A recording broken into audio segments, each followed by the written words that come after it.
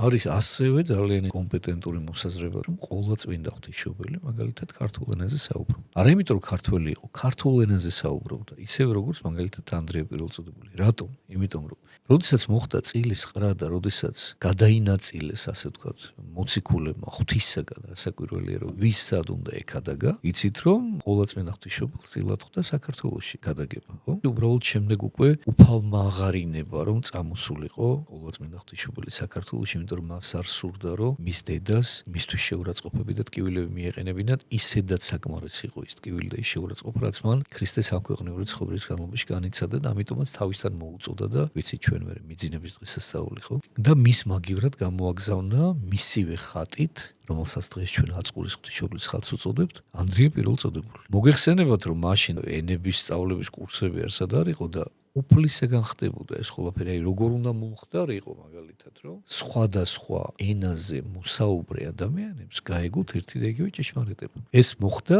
სულთმოფენობის დროს. ამ დროს გაცხადდა, რომ მოციქულებმა დაიწყეს სხვადასხვა ენაზე საუბარი. ღმერთმა მისცა საშუალება მოციქულებს, რომ სხვადასხვა ენაზე ესაუბრა და ერთი და იგივე ჭეშმარიტებისკენ მოუწოდა მათ. ყველა მოციქულმა დაიწყო იმ ენაზე საუბარი, სადაც უნდა წასულიყო და ეკადაგა. უსწავლელად პირდაპირ ღვთისაგან ნიჭად მიეცათ პირდაპირ ეს. შესაბამისად, ყოვლადწმინდა ღვთისმშობელს იმის გამო, რომ საქართველოში უნდა წამოსულიყო, ქართულ ენაზე დაისაუბარა. ასევე ანდრია პირველწოდებული. ანდრია პირველწოდებული ბერძნულად კი არ გველაპარაკებოდა, ჩვენ ან ვთქვათ ებრაულად და თარჯიმანი კი არ ახლდა მას, არამედ ქართულად საუბრობდა.